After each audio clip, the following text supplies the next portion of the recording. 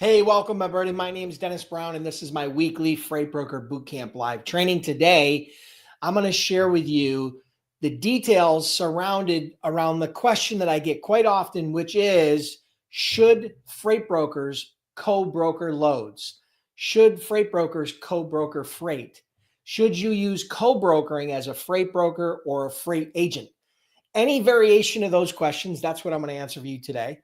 And thank you for joining me. Listen, hit me up in the comments with the city and state you're logging in from. Love to hear from you. We'll do some quick shout outs. And then, so this is the agenda. We'll do some shout outs. Tell me what city and state you're logging in from. Then we're going to possibly do a giveaway. I'm not sure yet. We'll see how I feel and depends on time. And then from there, we will do all right, let me start over here. We're going to do the shout outs. Then we're going to do the training where I talk about should freight brokers co-broker loads. And then we might do a free giveaway, but worst case scenario, we are definitely going to do a live Q&A at the end. Okay.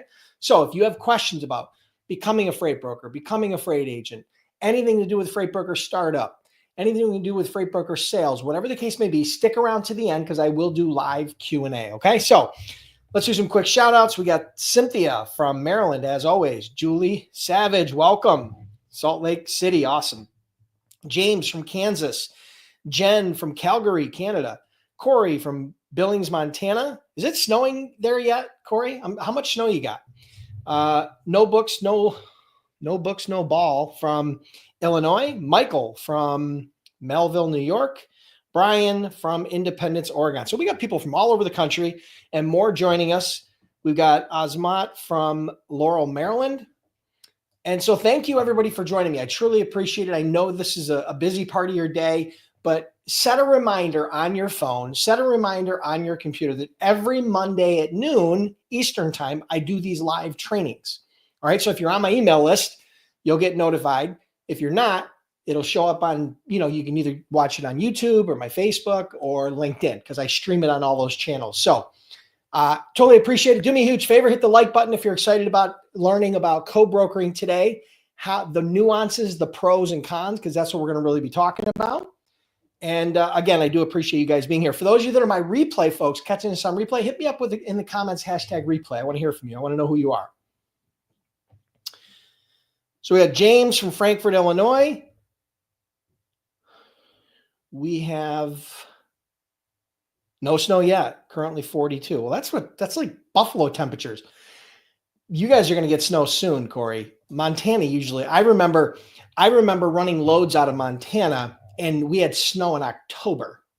And the trucks had to have chains on their tires. It was pretty wild. That was a long time ago, but I do remember we used to have a recycling company that was out of Montana, and it was challenging at best to deadhead trucks a very long ways in order to get this stuff moved, but it worked. So anyway, but the weather never helps, right? Especially for Montana freight because of the winters. So we have Alexander from Chicago. Jen says it's snowing in Canada. Welcome, Jen. Eclectic Rose from Colorado. Probably snowing in Colorado soon too. All right. So listen, guys, I have a lot of notes to go over. Okay. We have a lot of notes to go over today. So we're just going to give it about one more minute, let everybody get live, and then we're going to jump into the live training, and then we might do a giveaway, but worst case scenario, we're definitely going to do live Q&A, so stick around to the end. All right, getting a quick drink, and we'll get this show on the road. Notice I'm not wearing my Freightpreneur t-shirt. I'm wearing my Freightpreneur sweatshirt. Someone who solves problems you can't understand in ways you don't solves problems you don't know you have in ways you can't understand. How funny is that? I was reading it backwards. It's like I was dyslexic or something. So anyway, here we go, guys. Question I get all the time. Should freight brokers co-broker loads? Should freight brokers co-broker freight?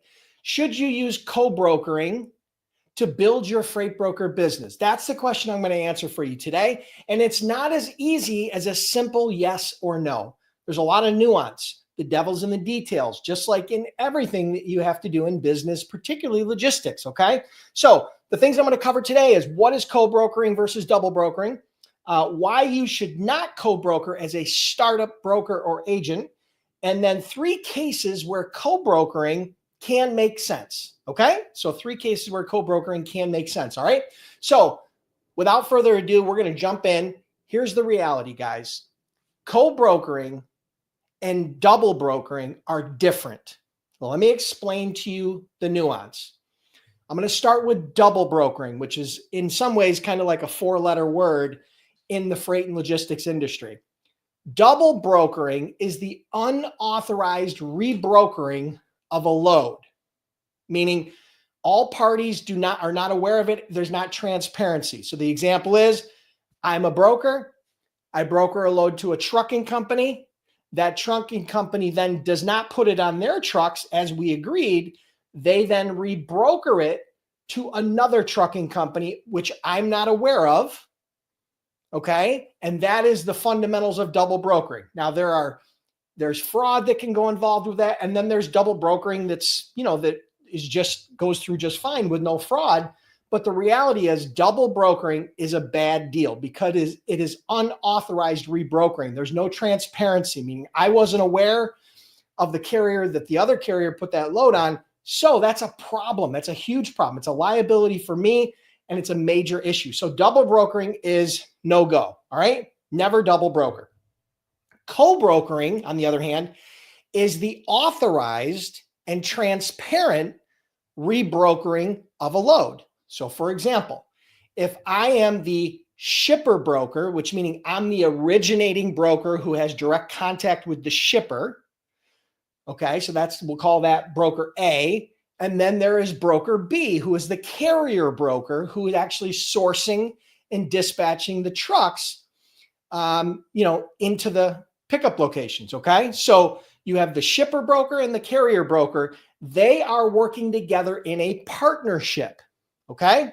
Now that partnership is just like a broker carrier agreement, but it's a co-brokering agreement where everybody has well-defined roles and responsibilities, and the terms of doing business are well-defined. So it's fully transparent. So sometimes co-brokering can be beneficial. And I'm going to share with you 3 ways that co-brokering can work. All right. So now that we covered that, let's jump into why new freight brokers and freight agents should not co-broker loads. Why is it not good, particularly for new freight brokers and freight agents? Well, here's why. Startups should not focus on co-brokering because you need to get your own direct shippers and your own direct carriers. You cannot be dependent upon other brokers to originate freight for you or to move freight for you. You should not be co-brokering as a startup broker. You need to focus on developing your own shipper and your own carrier relationships in order to build the foundation. In order to build the foundation of your business, right? If you build it on co-brokering, it's built on a weak foundation, and that can cause major, major issues. So you want to build a strong foundation in your business, which means shipper direct and carrier direct relationships. Okay. All right. So that's part 1. Co-brokering can also be very risky and can cause you to lose control of your freight, which could cause you to lose your customers, right? So there's more risk involved in co-brokering because there's another party. You've got a broker, then you got another broker, then you got a carrier. So there's more moving parts, which is more places and more opportunities for things to go wrong. So it's riskier to co-broker, all right? Another reason why is many shippers do not allow co-brokering, okay? Part of their broker carrier agreement or their broker shipper agreement is that you're not allowed to co-broker. So that's another issue that can cause you major problems and cause you liability in the event that you do co-broker to a shipper or for a shipper load that doesn't allow it. Okay. Now, those are a couple reasons why you shouldn't focus on co-brokering as a new broker. All right. Or a new agent. Let me share with you a few scenarios, 3 scenarios to be exact, where co-brokering might make sense. All right. So number 1, if you are an established broker, meaning you've got your own customers, you've got your own carriers, you're moving freight, maybe you're doing $1 million, $2 million, $5 million. Maybe you've been around for 2, 3, 4, 5 years, whatever. You've got the basic established brand. You got the established systems. You understand broker. You're not a true startup anymore. Okay. Now, if you're an established broker, you should still focus on getting your own direct shippers and your own direct carriers, but you may want to partner with other established and reputable brokers on a strategic basis. Now, what I mean by strategic is, it's not your core competency, but you may want to have ancillary services. For example, 3 of the areas that I'm going to share with you today are LTL, rail, and ocean. Okay, specifically LTL, rail intermodal, and rail and ocean intermodal. Okay, so let me talk about those really quick. One of the benefits of co-brokering for an established broker is, for example, in the LTL space. Let's say, for example, you are focused on full truckload freight, maybe van or flatbed or refrigerated full truckload freight. You could do LTL on reefer, but let's say it's van, reefer, or flatbed, full truckload. But your customers keep asking you for LTL rates, 1 pallet, 2 pallet, the common carrier stuff, right? Small LTL. So what you might do is partner with another established broker that has a lot of expertise and a lot of experience and well-established tariffs and discounts with LTL carriers, with LTL common carriers.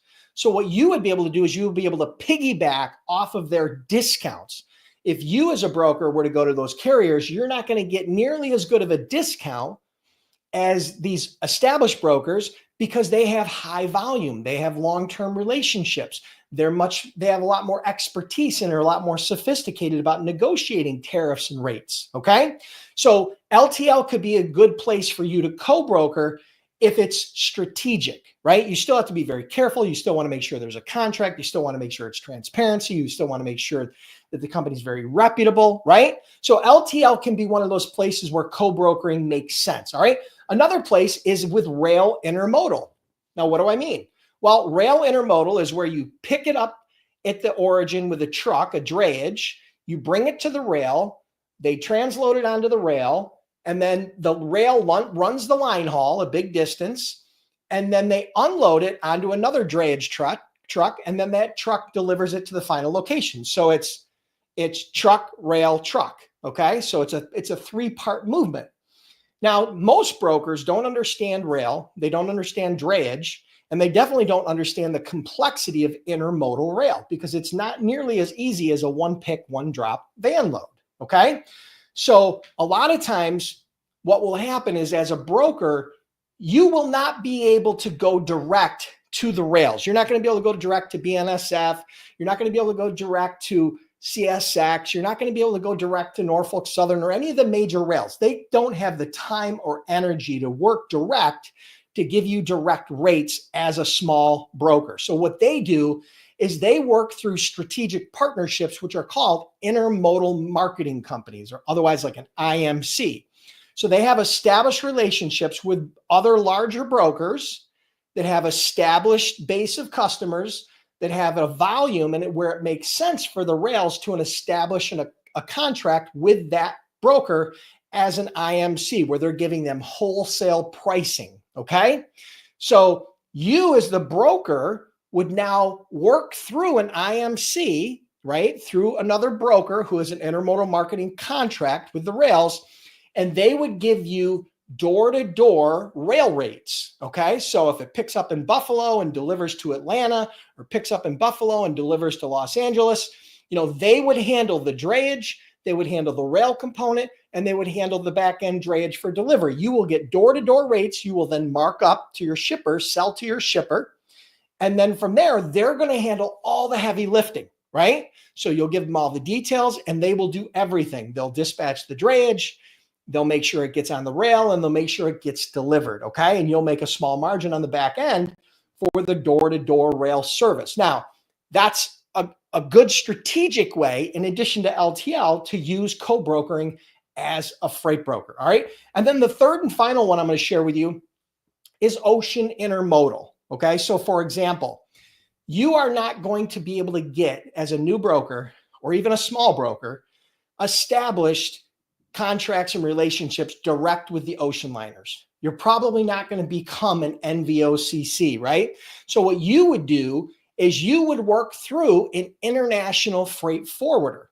Now, they're not a broker, but it's very similar to a co-brokering relationship because there's multiple brokers in there, right? The forwarder's acting as a broker, you're acting as a broker. So ultimately, it works very similar to the intermodal rail, but the intermodal ocean movement, the freight forwarders, international freight forwarders would give you an all-in rate. Let's say it picks up in Paris, France, and it's got to go to Tallahassee, Florida, just a hypothetical, right? They're going to give you a door-to-door rate, right? Which includes the drayage to the port, getting loaded on the ocean liner, and then the drayage on the destination side. They'll give you a door-to-door rate that you can then mark up and sell to your shipper. And they, again, will do all the heavy lifting on the back end as far as the rail movement, but allow you to make a small margin. Okay. So hope that makes sense. The devil's in the details when it comes to co-brokering, but I strongly suggest that if you are a freight broker startup, do not focus on co-brokering. Focus on getting your own direct shippers, focus on getting your own direct carriers, develop that foundation of your business, develop a strong foundation, and then a year or 2 or 3 or 5 years into it, you could strategically develop relationships with other established and reputable brokers, like I described to you, maybe for LTL, for rail, or for ocean. You could also explore other options, but I strongly suggest that you stay in control of your shippers and stay in control of your carriers and the dispatch to provide a very high level of service. So I hope that makes sense. So listen, if you're curious about becoming a freight broker or a freight agent, and let's say, for example, you're looking for a guide kind of A to Z, right? Check out freightbrokerbootcamp.com. Trained over 10,000 students, had that program for like 15 years. And we offer a 60-day, 100% unconditional money-back guarantee. Can't make it any easier than that. Again, you can check that out at freightbrokerbootcamp.com. Do me a huge favor. If you like this training, hit me up in the comments and let me know. You've listened all the way to the end, so it tells me I must have done something right. Hit me up in the comments with 1 to 10. 1, Dennis, this was terrible and you suck. 10, this is awesome, amazing. Please give us more trainings and make sure you hit the like button. Truly appreciate you guys being here. Have an awesome day, and we'll see you next week. All right, cool. So for those of you that are going to stick around for Q&A, hold tight. Hold tight. I'd love to get your feedback, okay? If your feedback is a 6 or a 7, anything less than an 8, just give me something constructive going. Hey, I wish you would have done this, or why did you do this, or I don't like this, or give me some constructive feedback, because all I want to do is try to improve it for you in future trainings. All right. So it made sense. All right, awesome. Yeah, co-brokering is kind of a mystery. Some people that join the industry as freight brokers or freight agents think that they're going to build a highly profitable and successful business by co-brokering. And I can tell you right now, that's not going to happen. You have a better likelihood of hitting the lottery than that happening. Okay. So I'm just letting you know, you need to have your own direct shippers. You need to have your own direct carriers. You need to control that process. You need to establish that SOP, that standard operating procedure. You need to understand every step of the way. Don't try to outsource it to another broker, right? Either the sales side or the operation side. It is not the way to build a successful freight brokerage, okay? But if you are established, there are some strategic ways you can benefit from co-brokering, particularly the 3 I shared with you, okay? All right, and stick around for live Q&A, okay? I don't think I'm going to do a giveaway today, but I will do live Q&A. So if you have questions, stick around. Thank you for the feedback. Good. So we're getting some good feedback. I thought that this would be an interesting topic. I have talked about double brokering and co-brokering before, but I really didn't talk about it at this level. I talked more about the fraud side and the differences. But I thought this would be helpful, because to say that co-brokering is a no-go in every instance is not the case. It's nuanced. The answer is yes and no. And like I said, if it's strategic and it's with an established broker for a specific reason, then it can make sense, right? And the ones that I would entertain most as a broker is LTL, rail, and ocean, because it will expand you into other services that your existing customers are already using. So for example, if you're focused on van, like we did van Northeast outbound freight. So we started co-brokering with the rails fairly early on because we had customers that wanted to put freight on the rail in Boston and deliver it to the West Coast. And sometimes, the benefit of the rail is you typically are able to save money. Now it takes longer to get it delivered, but if you got some flexibility on the delivery side, door-to-door rail can work out well. And so when customers asked us for that, we could provide that solution, or at least provide that option. We'd give them a full truckload quote, Boston to LA, and we'd also give them a rail quote so that they'd have either or. They could see the difference and then they could pick. So which makes it a little bit more valuable and differentiates us a little bit from some of the other brokers. So that was just some of the ways that we used it early on, and I believe could benefit you guys as well. Okay. All right, cool. Let's see. All right, so hit me up in the comments with questions you have, and we'll jump into Q&A. Anything about Freight Broker Startup, anything about today's training, anything about Freight Broker sales, how to get shippers. Be specific with your question, be clear with your question to try to save time, and I will do my absolute best to try to answer your questions. I can't promise that I'll be able to get to everybody's question. I can't promise that I'll be able to answer everybody's question, but I will do my absolute best. And if I don't know the answer, I'll try to point you in the right direction. Okay. So Misha says, I often get other companies or brokers that want to co-broker with me. Being that I understand the dynamics of co-brokering, I'm not interested. These individuals then become extremely upset. Yeah, Misha, co-brokering, I know you're a newer broker. Okay. And co-brokering is not the secret to success. Okay. So, a lot of times you get brokers that, for whatever reason, they've been trained poorly by their existing companies, and they're trying to establish these co-broker relationships for all the reasons that I explained to you before, because they think it's the secret to success. And the reality is it's not. I'm going to tell you that unless it's very strategic and done very well, 9 out of 10 co-brokering relationships will end badly. Okay. Co-brokering is like a marriage. Okay. And it's just as volatile. Okay. 50+% of marriages end up in divorce. I would tell you that more than 50% of co-brokering relationships end up in divorce. Okay. So just being very upfront with you. All right, cool. James, what is the best way to get open deck shippers when you are new? Okay. So you want flatbed shippers, right? So you need to number one, you need to focus in on the right shippers. So you need to make the right list, which means you need to understand what industries and what type of products require open deck, right? So there's a lot of stuff that requires open deck, a lot of building supplies, a lot of construction stuff, a lot of steel related products. So you're going to want to find the right industries and make the right list. And then from there, it's the exact, you're going to need to develop and understand your carrier database, right? You need to understand what types of equipment for what types of product. You're going to need to understand kind of some of the dynamics there of what drives pricing, supply and demand in and out of any market. That's kind of when you're doing establishing your niche. And then from there, you're just selling into it. You're selling open deck, no different than you're selling van freight, right? You're still selling the exact same thing. The secret to getting customers, right, is to be different, get their attention, develop rapport, find a need, right? And then fill that need, right? So I'm giving you a little bit of fundamentals without diving in too deep, but there's no difference between getting open deck loads and van loads.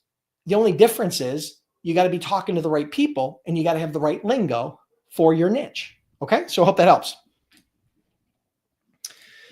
Jen, notice people doing this. Is it a bad idea, harmful to disclose to carrier we work with closely our profit margins or using it to negotiate rates with carriers? Is it a bad idea, harmful to disclose the carriers we work with closely our profit margins or use it? Listen, that's at your discretion, Jen. I, as a broker, never thought it made sense why you would ever disclose your profit to a carrier. And the reason why I say that is because if carriers think you're making 15% profit or 20% profit, which is kind of normal, they're going to dig in harder and negotiate with you, and they're going to try to raise their rates. Okay. So I never did, right? But if you want to, that's completely up to you, right? That's completely up to you. I mean, that's at your discretion. It's not what I would do. But some people do. If you have a really strong relationship with a carrier and they want to know what your margins are, then that's totally at your discretion, right? But again, my thought is very simple. Historically speaking, if a broker thinks you're making more than what they consider fair, which is probably, in their opinion, 5%, right? They want you to operate on 5 to 10%. Otherwise, they don't think it's fair, which is complete bullshit.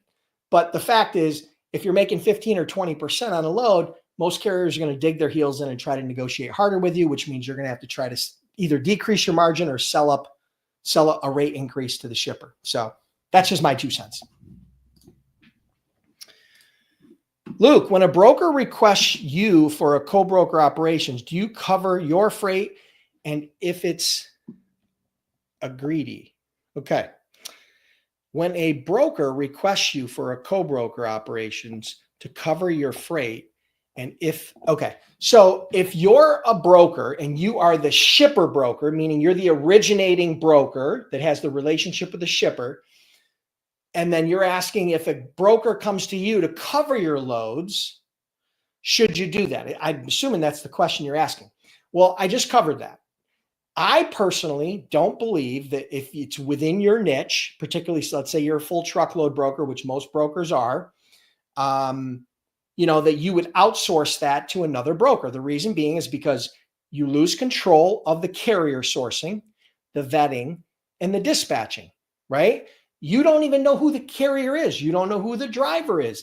You don't know where they are. You can't do check calls. It's putting way too much trust in a broker, which could cost you hundreds of thousands or millions of dollars if they don't do their job properly, right?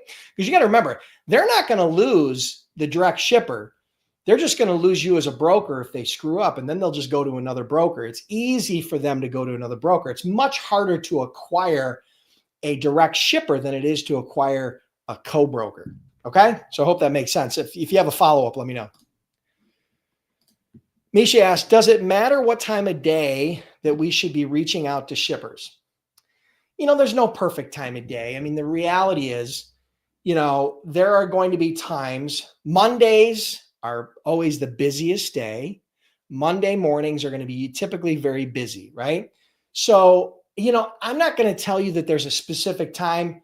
I think that you should be, if you're a startup, you should be prospecting throughout the day, and you should probably be spending 80% of your time prospecting until your funnel's filled and you start having a freight where you have to spend 50 or 60% of your time covering those loads. And then you've only got 30 or 40 or 50% of your time to do sales. So it doesn't make a huge difference.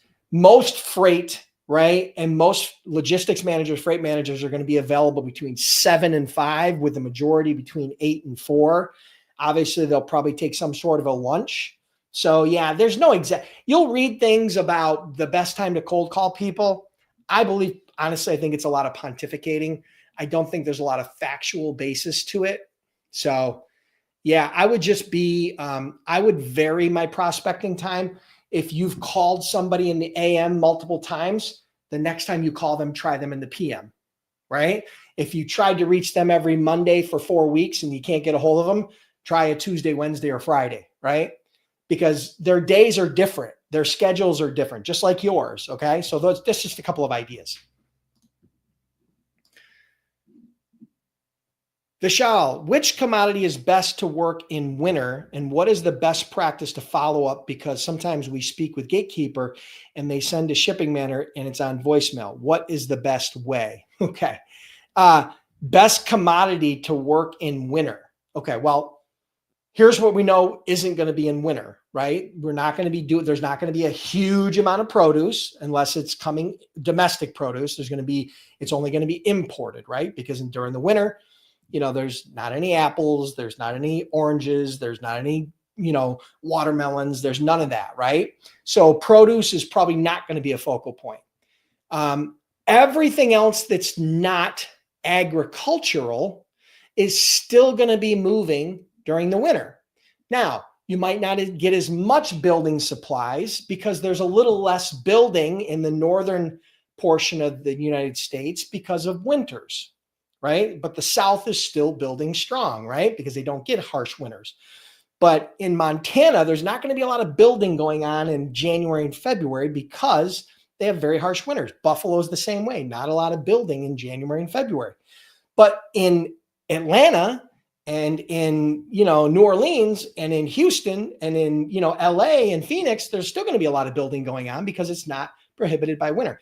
So there is no best commodity, okay, for the winter. It just doesn't exist, okay? You can say that particularly in the fall here in October, November, you might have a lot of holiday, a holiday freight, right? A lot of stuff that's driven by consumers, right? Consumer direct goods.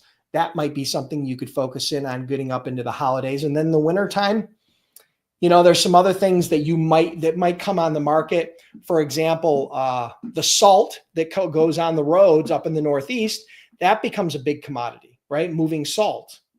So, that might be a more of a seasonal winter specific type rate, but it's not the best. It's just giving you some ideas. So I hope that helps. Oh, as far as follow-up goes, yeah, you go to voicemail. This is the game, right? This is the reason why I put together the Freight Broker Sales Accelerator program, right? That's my Freight Broker Sales Coaching program where I take that piece of my brain, I transplant it into your head, and I teach you everything about my best freight broker sales strategies, tactics, tools, and my entire freight broker sales system. Now it's sold out right now, but if you want to get on the wait list, you can go to freightbrokerbootcamp.com/waitlist. Now, to answer your question about follow-up, the key here is this. You want to use a multi-channel outreach strategy. So you not only want to use the phone, but you want to use email and LinkedIn and face-to-face whenever you can. So the more channels you use, if you use them correctly, it's going to increase the number of conversations you're going to have with new prospects and with prospects that you've already had conversations with. So having a multi-touch point outreach strategy, very important. Understanding the dynamics of how to do a proper voicemail, important. Understanding, how to differentiate yourself, right? How to stand out from the crowd and not sound like everybody else and not sound salesy and not, trigger that automated response because they've heard what you've had to say from 10 other brokers in the last month, right? So those are some examples of some of the things you might want to try. I hope that helps.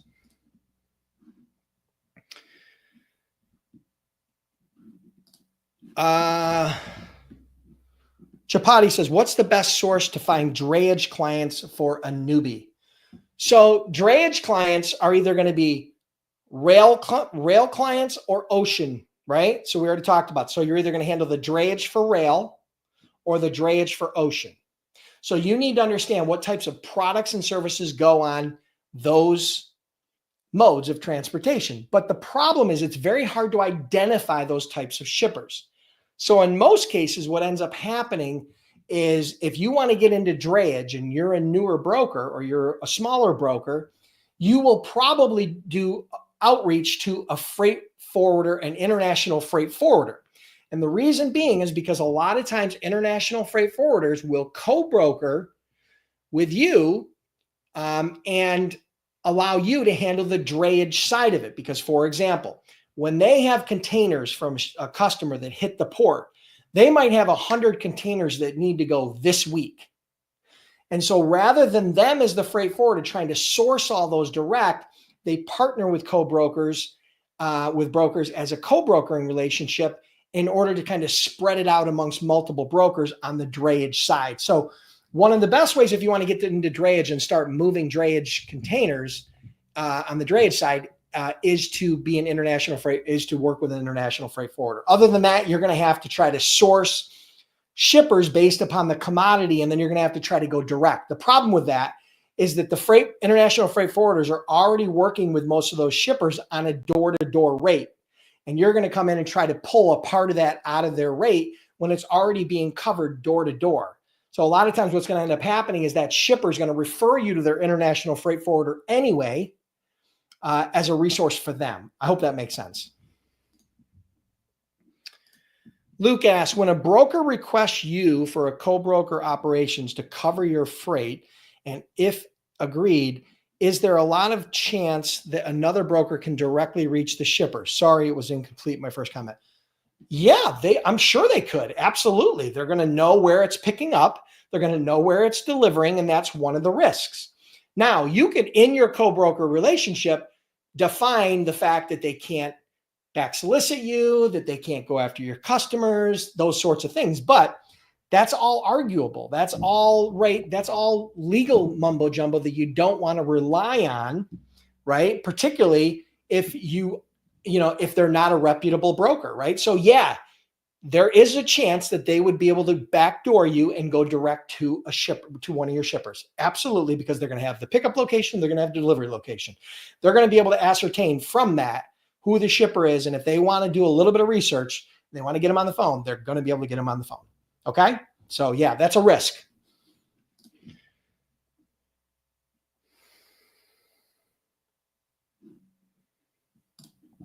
Nisha, what is considered a proper voicemail? Okay, well, a proper voicemail is this.